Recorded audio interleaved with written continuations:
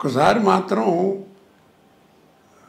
పర్లేదు అనుకుంటాను చెప్పండి, అన్ని ఓపెన్ అయిపోతున్నాయి ఇవాళ రేపు. నువ్వు ఏం పర్లేదు ఏముంటుంది, ప్రతిదీ మాట్లాడుతున్నారు బయటకు వచ్చి. ఓ రోజు మధ్యాహ్నం దాకా నీకు షూటింగ్ లేదన్నారు. సరే అని చెప్పి ఖాళీ అని కూర్చున్నా. పాపం చచ్చిపోయినాడు ఎంఎస్ నారాయణ. ఏంటి ఏంటి అన్నగారు మధ్యాహ్నం ఎప్పుడో షూటింగ్ ఏది ఖాళీ లేదు అంటారంటే రండి అన్నంటే సరే అని చెప్పి ఇద్దరం కలిసి కాసేపు మందేసి అనుకోకుండా కవర్ చేశారు షూటింగ్కి. చిరంజీవి గారు క్యాకులు ఇచ్చాడు. బుద్ధి లేదు వెళ్ళండి, ఇంత క్యారియర్ ఉన్నవాడు నీకు పాలు పుడతాయి రావడం ఏంటని ఇట్లా. మరి నిజమే కదా, తప్పు కదా. ఏ సినిమా అండి అది? జ్ఞాపకం లేదు నాకు. చిరంజీవి గారి కాంబినేషన్ ఆ సినిమా కాదనుకుంటాను. బట్ ఆయనకి తెలిసి కేకలేసారా మీ మీద? కేకలేసేది అనుకుంటా, అట్లాంటిది అది మొత్తానికి ఆయన కేకలేయడం జరిగింది. అంటే మంచిగా అదేలేండి, మంచి ఆర్టిస్ట్ నువ్వు, కెరియర్ పాడవుతుంది, బడి ఏంటిది 10 మంది చెప్పుకుంటే ఎంత అసహ్యంగా ఉంటుంది అని కేకలేసాడు. అదే మీ అభివృద్ధిని ఆశించి చెప్పిన అంటే మొదటి నుంచి బాగా. మీకు చిరంజీవి గారితో అటాచ్మెంట్ ఎక్కువ అండి? అటాచ్మెంట్ నేను ఎవరి వాళ్ళకి వెళ్ళనండి. నా దగ్గర ఫోన్ నెంబర్లు కూడా లేవు. ఏదన్నా ఫంక్షన్స్కి ఎవరన్నా వాళ్ళు పిలిస్తే మనం వెళ్ళటం, లేకపోతే నాకు ఏదన్నా ఫంక్షన్ ఏదైనా ఉంటే పిలవడానికి వెళ్ళడం అంతే తప్ప నేను అసలు ఎవరి దగ్గరికి వెళ్ళను. కాదు చిరంజీవి గారితో ఏంటంటే ప్రాణం ఖరీదు ఫస్ట్ పిక్చరు. నేను కెమెరా నుంచింది ఫస్ట్ ప్రాణం ఖరీదు. నేను వాసు గారు డైరెక్టర్. అవును, కే వాసు డైరెక్టర్. మనం పోయారు కదా. అవునండి. ఆయన ఆ సినిమాలో చిరంజీవి గారు కూడా యాక్ట్ చేశారు. అవును, తెలియదు, నేను ఎవరో తెలియదు, ఆయన ఎవరో నాకు అంతవరకు తెలియదు. రాజమండ్రిలో అప్సరా హోటల్ దగ్గర ఉంటే ఒక రోజు సాయంకాలం పూట 7 గంటల వేళ ఒక టేప్ రికార్డులు కదా, అప్పుడు మ్యూజిక్ వినపడి ఇది చేస్తుంది ఏంటని చెప్పి వెళ్ళి చూసా. వరండాలో అయిన చిరంజీవి గారు మెడలో ఆర్టిన్ మార్కు ఆంజనేయ బెల్ట్ ఉంటుంది, చైన్, ఒక చిన్న లంగోటి కంటే కొంచెం పెద్దది డ్రైవర్ లాంటిది వేసి మ్యూజిక్ పెట్టి విపరీతంగా పిచ్చిగా డ్యాన్స్ చేసేస్తున్నాడు. ఇంటర్ బాబు ఇది అనుకున్నా. అప్పుడు చూసా ఆయన్ని మొట్టమొదటిసారి చూసింది అది.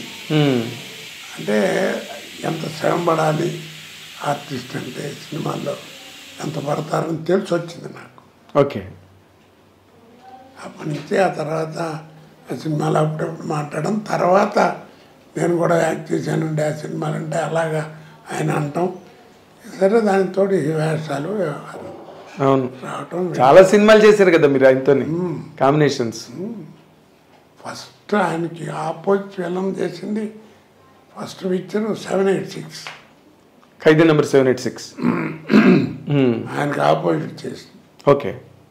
దానికి కూడా చాలా సెలెక్షన్, వ్యవహారం, ట్రస్ట్ చేస్తూ చిరంజీవి గారు అందరూ చూడటం, ఇది ఓకే చేసుకోవడం. ఓకే. అంటే దానికి ఇంకొకరిని ఎవరినైనా అనుకుని మీరు వచ్చారా లేకపోతే మీరు? ఆ విషయాలు నాకేం తెలియదు. ఓకే. మొత్తానికి ఓకే. బట్ మీరు ఒక్కసారి మీ కెరీర్ని కనుక వెనక్కి తిరిగి చూసుకుంటే చాలా లాంగ్ కెరీరు, చాలా గ్లోరియస్ కెరీర్ మీది.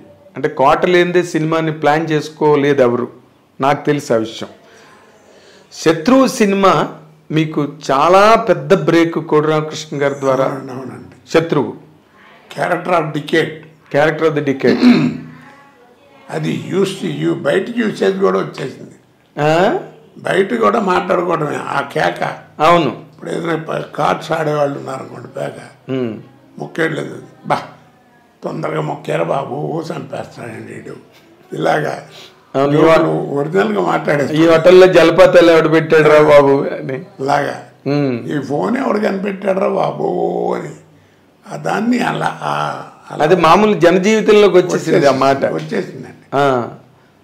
చాలా మీరు ఒక మంచి మాట చెప్తానండి, ఇన్ని వేషాలు ఇలా కనపడుతున్నాయి కదా, ఒక్క వేషం కూడా ఒక రోజు ముందు పిలిచి నాకు చెప్పింది ఒక్క వేషం లేదండి. నిజంగా భగవంతుడు ఎంత ఎలాంటి మరి జీవితం ఎలా ఇచ్చారు చూడండి.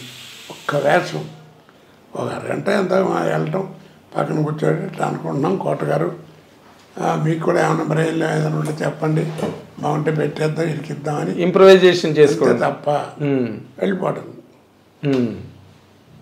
అంటే మీరు అంటే నేను ఎందుకంటే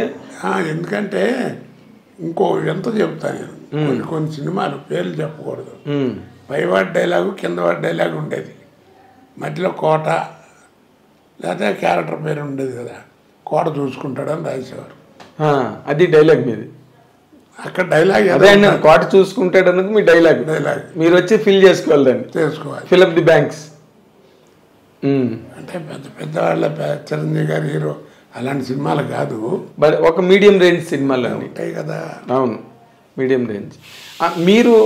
మీరు మీ కెరీర్లో సరే కాదు, నన్ను ఎప్పుడన్నా ఒక 5-6 సినిమాలకు మాత్రం ముందు పిలిచి మాట్లాడారండి. అది ఏంటంటే బట్టతల అయ్యింది చూడండి, న్యాచురల్ జంజాల్ గారి సినిమా వాటిలో బట్టతల. అవును, జయకృష్ణ గారు వాళ్ళు అంటే యాక్చువల్ చేయించారు క్రాఫ్ అలా బట్టతల్లాగా. మాకు న్యాచురల్ ఏం కావాలండి, విగ్గులు పెట్టాను.